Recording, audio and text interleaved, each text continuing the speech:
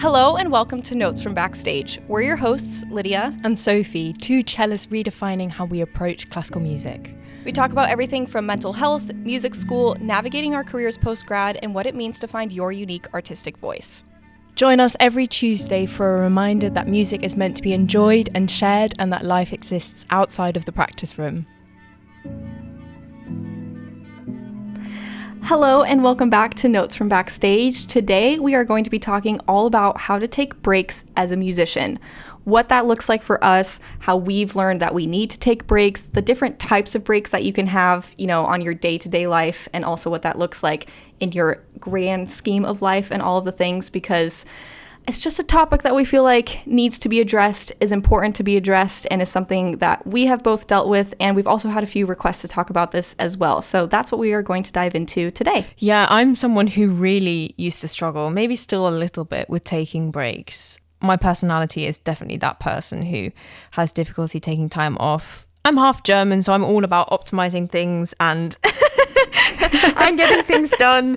And I don't know, I used to at least have trouble during my holidays. I would spend that time doing all the admin things, for example, redoing my website, etc., when I was meant to be resting, and then I would totally crash because I would never ever take time off. But I don't know, I feel as classical musicians that's just not in our vocabulary, but it really should be, because we are very similar to athletes in that our work is very much dependent on us having a body that functions and that we take care of, and a massive part of that, and a very neglected part, is taking breaks, sleeping, and making sure that we prioritize our health. Yeah, 100%. I think there's a couple things that you were saying just now that I wanted to pick up on. So the first one was, because you mentioned being half German, and that the culture there is very focused on optimization and efficiency and all of these things. And I have had different Europeans and then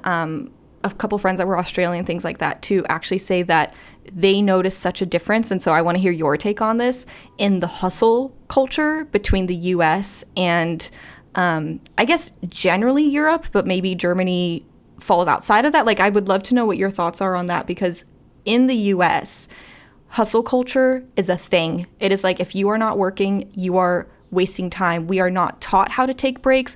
There is no such thing as a siesta. We don't have people that just close shop because it's hot outside. Like, that is not a thing here. You are expected to be working all of the time. And as a freelancer without normal office hours, I find it to be such a struggle to take a break, because if you aren't available when a text comes through and you don't respond within 2 hours, you lose a gig, you lose work. And I think too, it's just like, it's perpetuated that if you want to work, you have to be on all the time. Like, I had a request for a gig back in the fall. It was a Friday evening, and it was a Friday evening before a 3-day weekend. We would call it, I think, Labor Day. You would call it a bank holiday. Either way, the rest of the country is recognizing it as a federal holiday. Everybody's got an extra day off. And I had a request for a gig like a month to 5 weeks out. So it was not a, hey, this is urgent, we need a sub for tomorrow. It was like, this gig was in advance, and it was like, hi, these are the details, blah, blah, blah, blah. Let me know within 24 hours. I'm like, why are you emailing me at 8 p.m. on a Friday night on a bank holiday or, 3-day long weekend to give you a notice within 24 hours? It just really irritated me, because if that email had come across, Tuesday at 10 a.m., I would have felt differently about it. But I'm like, we just never get a break. And I found it to be really irritating. So I want to know, like, how do you feel, or do you feel like there's a difference between European and American hustle culture? What I do feel like there's a difference between is Norwegian and the rest of the world. Norwegians are incredibly good at protecting their time and their holiday time. I've learned so much from my Norwegian friends. They just don't answer out of work hours. Love. They take loads of holiday, and they don't feel guilty doing it, because that's the other thing. They have really short work days, and people get a lot of stuff done. I've been reading this book called Stolen Focus by Johan, and he talks all about various different things with the culture we live in, and how we're not able to pay attention, and how this ranges from things like big tech to what we're eating, to also how our work days are structured. And I think he says something about how we can't focus for more than 4 hours a day, and how all the other time people are spending in the workplace expected to work is just them wasting time in the office, and that no one can actually get any work done or cannot concentrate for more than 4 hours. So I wonder why we kind of have ended up in this place where we're expected to work like a machine when we're not machines, especially creatives. This is definitely something I really want to go into in depth in a bit, but taking time away from what you're doing is essential for it to kind of mature and to be able to either have another point of view, a perspective to be able to tackle the problem from. It's a bit problematic. I don't know about you, but I didn't go to a music school, and so practice was not scheduled into my days. I went to a very academic high school at the same time as I was studying privately with a teacher from conservatoire, so she was expecting that level of practice from me. So I would have to be cramming practice in after school, which was from 8 until 4 p.m. Wait, and just for clarifying, this means, is this like what you would call, like what we would call the equivalent of high school? Is that what you mean, like when you're a teenager prepping to go to conservatory? High school for us is from the age of 11 or 12 through to 18. Okay, so like, is that the time period in which you were saying you were like in an academic setting? Yeah, more? exactly. Okay. I don't think I decided to pursue cello as a profession until I was 14 or 15 perhaps. And so I would suddenly I was fitting in all that practice. I think I'd get home at 5 and I'd practice 5 until dinner at 9, and then again from 10 until 11 when I went to bed. I honestly don't know how I didn't die. Sometimes I look back at how I was existing from, honestly, maybe the ages of 15 through me graduating grad school, and I'm like, I was miserable for so much of that. And I just, like literally all the time, sleep would be the first thing to go. I'd be like, I have to get this done, then I guess I'm just not sleeping. And it wasn't because I thought it was cool. It was like out of desperation a lot of the times, where I was like, I literally don't have time to do all this. I want to say this in a way that makes sense as terms of how we just exist, like how you and I just exist in this world. But I think we're both high achievers, and so if I have an idea or if I want to do a project, I'm gonna go all in on it. And I also have a hard time letting go and like letting other people contribute on that project. And a lot of times it's because I don't think the quality is as good as if I were doing it myself, which honestly is why I love doing this with you. Aww. Because you are so attentive and so good at what you do. Likewise. Well, and you do things like with the editing and things like that I'm like, girl, I literally don't even know what you're doing. And so I'm so appreciative that we have like split this workload. Like it actually feels so collaborative, but it's just hard to find people like that where you actually feel like, no, if I say that they're going to do so, or if they say they're going to do something, they're actually going to do it, and it's going to be at a quality that I want to have. Yeah. No, I know what you mean. I mean, this is a bit off topic, but I try to be that person who says if I'm going to do something, then I do it, even if it's just going to the gym or saying that I will have that coffee with that friend, even though I could have maybe benefited from cancelling that day. But I just really like to be that kind of person who sticks to my word, and you're very much that person as well. But I was thinking about something you said as well, that sleep is the first thing to go. Yeah. And I was also just thinking about what I was saying about having to cram that number of hours in. And I was just wondering if you think that, or I don't know, I've kind of realised the further I've got down the line that there's always an emphasis on number of hours of practice rather than the quality of the practice. Do you think that is the right focus? No. I think I've learned as I'm getting older, quality beats quantity any day of the week. And I think too, if you feel like you have to practice 6 hours a day to get everything done, I would really, really encourage you to take a look at what you are doing in those 6 hours. How much of that time is spent doing rote repetition that's not mindful repetition? How much of it is spent, focusing on something that doesn't actually need to be addressed right in this moment? And I think that's something that I can struggle with, because I'll see like a mountain of a to-do list, and I'll sometimes try to do things that I know won't take me as long just to say that I've done them, but like maybe they're also things that aren't due tomorrow, but I will just sometimes do things to be like, oh, did it, done, feeling productive, and I won't actually be prioritizing the level of importance that things need to be addressed in. But I really firmly believe if you have to practice more than 4 hours a day, you're doing something wrong. There are times in my life where, I was prepping for auditions, or one time I forgot that I had an audition in 2 days, and so then I was like cram learning some excerpts. I've had my moments where I've been practicing more than 4 hours a day, but if you feel like you are not improving unless you're doing more than 4 hours a day, something's wrong. something is wrong, and something's going to give. And also, you are going to injure yourself. Oh, There's yes. just no way around it. Yeah, I was on this amazing summit in Vienna in March, and they were talking to us all about intentional practice and how to avoid injury, because we've both had circumstances where we were forced to take a break and we weren't listening to our bodies. So I feel like this is a really relevant topic. Yeah. But they were talking all about how a lot of times you really don't need to repeat, and how you should be really intentional with your practice, and how you should plan what it is you want to practice. You know, like you'd plan what you were going to do at the gym before you go into the gym. You just don't go in and just do loads of random stuff. You have a clear plan. It's like your to-do list for the day. You write down what you're going to do. Well, and I think a way that can really help with organizing your practice and making sure that you are not practicing in ways that are actually doing more harm than good is keeping a practice journal and knowing that you are not going to be practicing every single thing every single day, especially if you're in a season of taking a lot of auditions and you've got a lot of recital prep to go on. Like if you actually have 2 hours worth of rep that you're cycling through, you don't have time to do everything in detail. Exactly. But can you say like, hey, I'm going to practice these sections that I mark as like sections A on Monday, Wednesday, Friday, and then Tuesday, Thursday, Saturday, I do my sections B. So that way you're still rotating through everything, but you're not actually feeling, because I think that's a problem with a lot of creatives and high achieving people, is if you don't do everything every day, you feel like you failed. And I definitely see that happening in my students as well. Like I have some that get really, really in the thick of it and just feeling that they have to play everything every single day or they're going to lose it. And that's just, it's not true. And also we have science to back us up. It's not just us. It's not just me saying that. It's like there is actual scientific proof that if you don't give your brain enough rest and sleep and time in between trying to improve a skill, you're only going to make it worse, or you're not going to get any better. Yeah, you don't have the time to form the new connections in your brain. Yeah. It's the same if you work out too much. Your muscles don't have the time to recover. There's this 48-hour window in which you have to have the rest before you work on the same muscle group in order for it to grow. And like you said, you have to have your sleep in order for your brain to make those new connections. Yeah.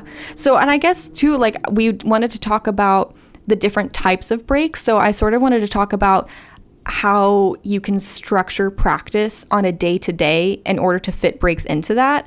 And then also breaks in the grand scheme of life. So like say you have a whole afternoon to get practicing done. You've got 4 or 5 hours in which you want to achieve everything that you're going to achieve. And let's say it's a perfect world in which you don't have distractions and nobody's calling you and whatever. You have like 4 to 5 hours actually in a practice room. How would you actually structure that? Because I would guess that you're not actually going to spend 4 hours straight through. Oh, I've had my moments where I've done. Well, same, but we don't do it anymore for very good reasons. Yeah. A friend of mine sent me this method by Kirsten Leong, I think his name is. Oh, the violinist. Yeah. He has this YouTube video called his practice recipe. I do this especially if I've taken a break from playing or I'm trying to get back into shape, because he incorporates a lot of mental practice into this 1 hour block whilst giving his body the rest it needs. So what he does is 10 minutes of very focused playing. Then he'll take a 10-minute break, but keep practicing mentally. He'll maybe stretch as he's doing, so move around, walk around. Sometimes what I'll do in this time is just do some left hands, so some feuer exercises, or just take a passage without the bow. And then he does another 15 minutes of very focused work, and then he takes 5 minutes of break. Maybe this time this is a real break. He's not doing any mental practice. And then he finishes with a big 20 minutes of focused practice.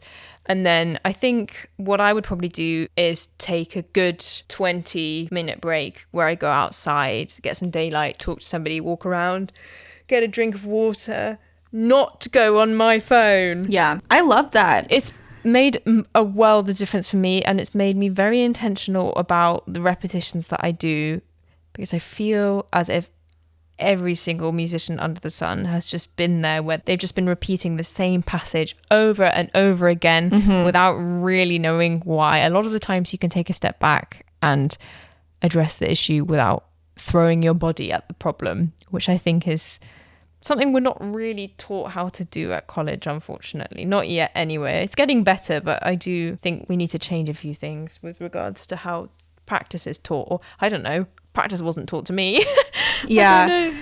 No, it's just something that you kind of, I guess, are forced into learning how to do. And I love that you brought up this is really cool. I actually hadn't heard of this method, but it reminds me of a method that I was going to bring up, which is the Pomodoro method, where you do 20 minutes on, 10 minutes off, 20 minutes on, 10 minutes off, which I have found to be really effective for me. And I think especially when I was, I don't know if you also experience this, but sometimes my brain gets so overwhelmed that it's actually hard to start. Like, I'm like, I don't even know where to begin. But if I tell myself, and this is similar, that maybe I'll need to try it with this one, but if I'm like, just start, give it 10 to 20 minutes, and then I always want to keep going. But it's just the starting that is hard. And then sometimes that's how I can actually find my focus, and it will calm my anxieties, because action is the opposite of anxiety. And so I just need to be at the instrument, but then I need to know, hey, okay, we're going to do this for this certain amount of time, and then you're going to walk away. Absolutely. Yeah, exactly. No, it's exactly that. Sometimes the energy level is just not there, and just by slowly easing into it. Yeah. Absolutely. Okay, so that's sort of like how I guess we would both approach practice in your daily life. And it would also be, I also want to say, just before we move off of that I have also found it to be really helpful to make schedules. I am a schedule person. I love a Google Calendar, love a to-do list, love all of the things. But I think for me, that also helps, like if I know that I have a deadline, working backward from the deadline to make a schedule of what I want to accomplish every day. Absolutely. Instead of just panicking and then doing a cram practice can be much better. I have this especially when I have auditions or something that really freaks me out. Not that I do orchestral auditions per se, but for example, I did an audition for the talent program I'm on and stuff like stipends. A performance psychologist told me to block out the 2 weeks before the audition or the big concert with exactly what I'm going to do and allocate enough time to everything that I want to do. So I don't have to use my brain in those 2 weeks. I just put everything in my calendar and I set alerts and I just do exactly what my calendar tells me to do. And that just gives me such a sense of relief, because I know that when I had a clearer state of mind, that I made sure I dedicated enough time to each thing that I knew I would need to take care of before said audition. So you just kind of go on autopilot. You take one thing at a time. I know in the back of my mind, and I trust myself that I've taken the time to make sure that I would be prepared. And that everything is going to be like addressed. Exactly. Yeah. And in that, I schedule time off and workout time and coffee with friends if I have the time. Although I appreciate sometimes auditions can be really hectic and you do have to give it a lot of your focus. So yeah. Wait, that brings me to the question that I wanted to ask you though, in terms of taking breaks in life. So just overall, instead of just the day-to-day of what practicing looks like. But do you schedule off days for yourself, or do you find that they just sort of happen to you based on being a freelancer? And so some days you don't have anything scheduled, then some days you have weeks where you don't have a day off. I have a friend who, regardless of what's going on in her life, she always takes Sundays off without fail. And she's the solo flautist of a major orchestra. And she says it makes her a way better player. And that by taking that one day off, she gets some distance to her instrument and gets a lot of perspective, and the problems she was facing solve themselves, and she has some kind of breakthrough. It kind of reminds me of what I was told at high school when we were taking exams, and we were told to read through the whole exam booklet and read all the questions, so that when we got to the end, our brain would have been working on it subconsciously. Not fully the same thing, but I feel like the principle is kind of the same. What's what you were saying, where you have to have time for the neuron pathways in your brain to forge those new connections. And again, this has been scientifically backed up that you have to rest and you have to give your brain time to download all the information that you're putting into it. Because I think also sometimes we talk a lot, especially as, I'm going to speak on behalf of string musicians, because I think with the nature of our instruments, we rely on muscle memory. Like, there's no tapes telling you where your hand has to go, none of that. Like, it's all just learned. But at the same time, muscle memory still needs time to adapt in your brain. Like, if you're just sitting there and doing the same shift badly 5 times in a row, that's not practicing, right? And so, but if you take the time to say, like, I'm going to focus on this and I'm going to do it well for 5 minutes, and like actually set that timer and then actually move on after the 5 minutes, trust that your brain is still actually working on that information even after you've moved on from it. Exactly. Isn't that why if you take the same passage you were struggling with the day before, it won't be better kind of until you've given it a bit more time? I think 48 hours or something. Yeah. But yeah, it's crazy, and our brain is amazing. And like I said, we're not machines, and I think we need to start taking that a bit more seriously. But another thing I really do like to do, and with regards to taking breaks, and I recommend everyone to do this, or I recommend to everyone to do this, is to go out and get some perspective and go and see a film, go to a concert, go to an art gallery, go see some theatre. And I will try to spend at least 1 or 2 days a month going out and getting some perspective and some life experiences, because if I spend all my time in a practice room, how on earth am I going to have these life experiences in order to draw from, in order to be able to say something with my playing and convey an emotion? Because I won't have any life experiences because I will have been in a practice room all the time. So I really, really highly recommend that people do that. I find it so interesting talking to composers because I think they're so much better at that than performers are. I love talking to composers and they're like, oh, this was inspired by bird sounds when I was hiking through the Adirondacks. And I'm like, wow, that's awesome. You mean like you wouldn't have been able to create this piece of work if you hadn't recorded bird sounds? When was the last time you went outside just to listen to birds? I could not tell you the last time I did that. You know what I mean? But I think they sometimes just have a better perspective of, they know that you have to fill your cup in order to be able to pour from it. And if there is nothing inside your brain, then there's nothing that you can create from it. And so, you know, if you're playing this music that's supposed to be a love song, or it's angsty, or it's, you know, talking about political strife, but you've been in a practice room for 8 years, like, what are you going to have to say about that? Just like, as an artist, like, what are you going to contribute to that? Exactly. And I feel like it all perpetuates this quite unhealthy culture of, if you're not practicing all day and dedicating all your time to it, then you're not a good musician. But I totally disagree with that. We went into it in another episode, in that we think that all the prominent soloists today all have some kind of extra skill or point of view or perspective, which makes them stand out. And I couldn't agree more. I also find artists that are interested in multiple things to be the most, or to be the artists that resonate most with the majority of people, because they're conveying a human emotion, a human experience, and they relate to people because they are trying to incorporate a larger part of the world we live in today in their art, rather than just, here is me nailing my shift and, you know, treating music as acrobatics. Do you know what I mean? I mean, 100%. And I think, too, what you were talking about before, if you don't take those breaks, if you don't schedule them into your life, and if you don't make meaning out of them, and if you don't treat them as just as important as the time that you are spending at your instrument, you are going to be forced to take time off through injury, through burnout. Both of us, I know, have experienced both of those things. Like, I've experienced injury at a level where I was forced to take a gap year before I went to undergrad. I don't know if a lot of people know that, but the reason I took a gap year is because I got so injured from playing injuries that had not been properly addressed, that the time that I was playing normally again, it was I got injured and really started having bad symptoms November of my junior year of high school, so my second to last year of like that sort of pre-college prep period, and I didn't play normally for a year, which meant I wasn't playing normally until the time in which I would have had to be recording pre-screening auditions. But I had no rep.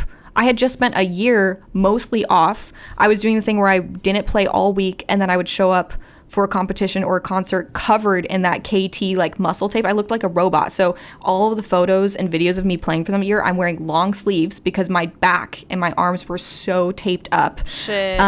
It was really, really bad. And it was also an issue of they weren't quite sure what was going on with me. And turns out I had thoracic outlet syndrome, which is a type of overuse injury, but it basically means that nerve signals from my brain weren't getting through to my fingertips. And so anytime that I was playing, I was losing feeling in my fingers. They were kind of going numb and tingly.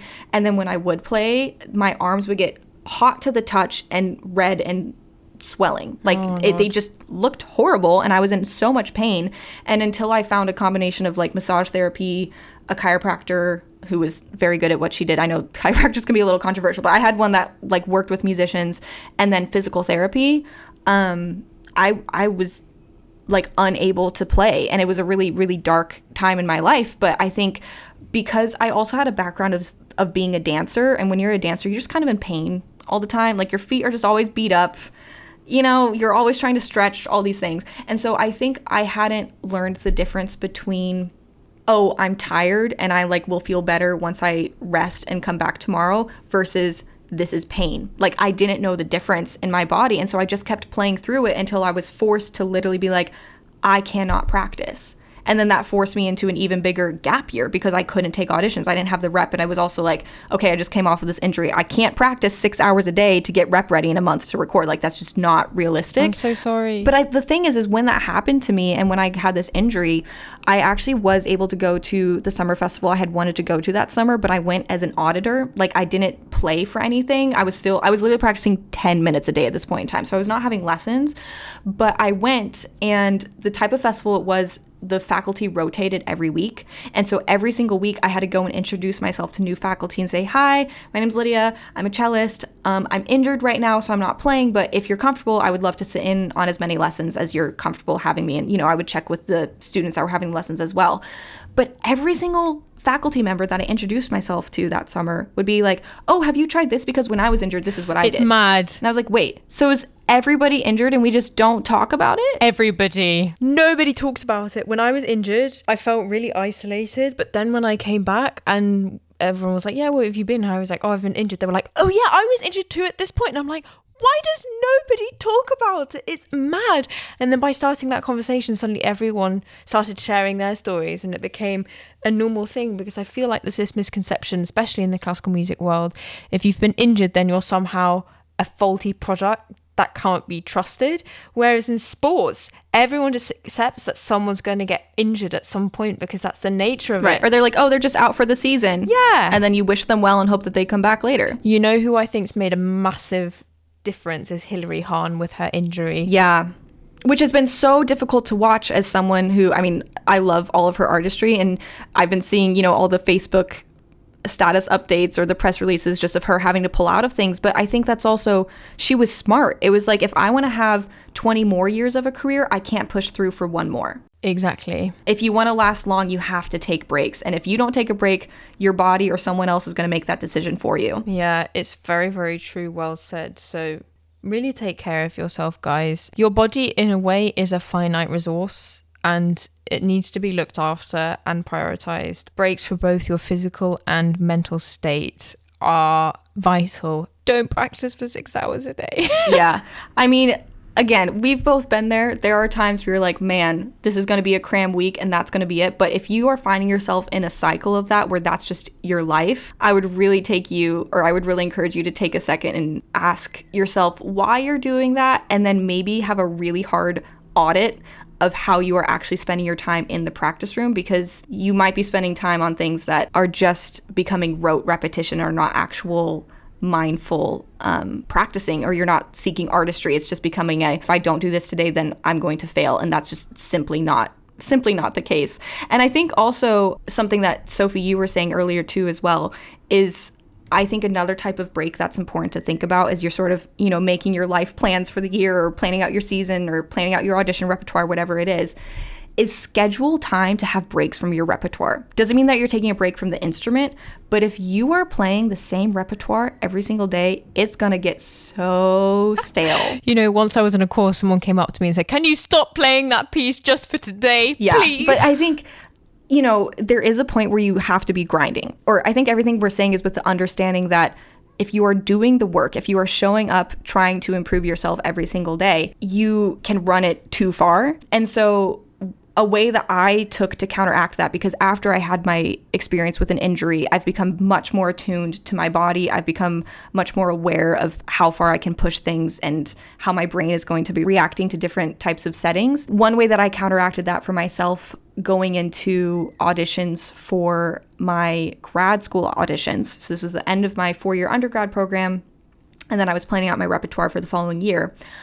I, for my concerto, used a piece that I had started my sophomore year, but I had not been playing it entirely. So I did Prokofiev's Symphonia Concertante, but I started that my sophomore year of undergrad, and then I was playing other concertos in between. So by the time that I was doing it for auditions, it was like, this is kind of old muscle memory, but I also am not panic practicing it. I started my sonata that I wanted to learn for it in the summer before I was taking auditions, and then I'd put it away, and then I brought it back out. Like things like that where I like planned it in advance. And then the other thing I did that I think was really good for me is I scheduled my senior recital to be like 2 months after my auditions were complete, and I used none of the same repertoire except for one sonata movement, because then I played the whole sonata. But I didn't do any of the same things, because that way I was able to have like my plan A, or like sort of section A was, say, my audition rep, and then section B was my recital prep. And it meant that once I was working really, really hard on my audition rep, and then after I finished pre-screenings, I put it away for a month, and then I just did my recital stuff. So that way I was able to rotate the different pieces in my brain. And I was still practicing, I was still spending time at the cello, but I wasn't hashing out the exact same passage every single day. And once I came back to the other stuff, I hadn't lost it, and in some cases it was actually better because I had taken time off and had like digested it a little bit more. Absolutely. Now we wanted to take some time to talk about some resources which we found to be really helpful with regards to taking time off. One for me is You Are Not a To-Do List by Robert Poynton. It's all about time off and pausing, and that we should perhaps frame time off as time in, and that it's almost the most valuable thing that you could do. It really improves and helps with creative process, for example. Pausing can mean many different things. It can be how you schedule your day, how you respond to a situation that's maybe a bit tricky at work, or if you listen to our previous episode, us dealing with ridiculous flying conditions with a cello, for example, how to respond calmly in those situations. But yeah, I'd really, really recommend that book if you haven't read it already. Lydia, what are your resources? I don't have a book recommendation, but I maybe unsurprisingly, because we're doing one, but I do really enjoy a podcast, especially like living in New York. If I can take a walk somewhere and listen to a podcast or listen to music on the way, like that is my preferred method of transportation. So I was listening to the Michelle Obama interview on Keke Palmer's podcast, which highly recommend. I think it's called Michelle Obama Has Something That Every Woman Should Hear or something like that. We can also link all of this in the show notes. We'll put links to all these things so that you can go check them out further. But there was a part of the episode where she was talking about being an overachiever. She was like, I identify as being an overachiever. That is her temperament, and that's how she has seen herself for a lot of her life. But she had this quote that she said, you have to be quiet to let the ideas come in. So she said, to hear a call, you have to be quiet, and overachievers are sometimes so busy that the noise drowns out the call. And that to me, like literally stopped me in my tracks, because I was like, oh my gosh, like if you are pouring from an empty cup and you are never letting other people have dialogue with you, or you aren't, taking the time, as Sophie was saying, to go consume other art, go to a museum, see a show, like do anything else that's outside of you producing something, you're not going to have ideas and sparks. And, this whole project and Sophie and I working together came from us like setting aside the time to be like, this person seems really cool and I want to get to know her better. And so we set aside the time to make it happen. But like, had we not done that, we wouldn't be here today. And so I just really, really enjoyed hearing her talk about that as somebody who has lived in such a public eye and doesn't necessarily like get a break from expectations, how she is able to take a break mentally for herself. And then the other thing that she said, which then segues into the other person that I wanted to talk about before we wrap up, is that she was saying that for her, connection to people is more important than pure achievement. So being able to connect with people and being able to relate to people on a human level is more interesting and fulfilling and rewarding to her than a prize or a degree or things like that, which, you also want to strive for those things. But I think when you're in a headspace of like, well, those things are going to happen. Like, I'm going to get my degree, I'm going to do this. But is that actually what makes you a cool human at the end of the day? Is that actually what like fills your cup at the end of the day? Yeah. I remember when I was injured, it really made me wake up as to what in life is important. And for me, it's not how much practice can I do every single day. It's about, okay, am I spending my time doing things I love? And am I spending my time doing things with people I love? And it was crazy that I had to get injured to wake up from all the things that had been drilled into me as a teenager. Yeah. But who was the other person you wanted to mention? I'm really curious. Alyssa Liu. Oh, the figure skater from the US. My new that idol. Won gold at the Olympics this year in the women's singles figure skating. Watching her approach to life, and she's so young. I think she's 21 20, 21. She's amazing. She's so young, Yeah. but she is someone who, so if you didn't know her story, she was one of the best figure skaters in the US. I think she won like the national championships when she was 13, maybe the youngest ever to do it. She was landing these crazy jumps super young. She went to the Beijing Olympics, and then I think a month after the Olympics, she retired. She was like, I'm done. Put it out on an Instagram post that she was like, stepping away. Skating's been great, but like, I need some time away from it. This isn't actually filling my cup. I don't remember exactly. She was 16, and I think it was a little bit more off the cuff than that. But it was just like, hey, sorry, this is a surprise, but I'm retiring.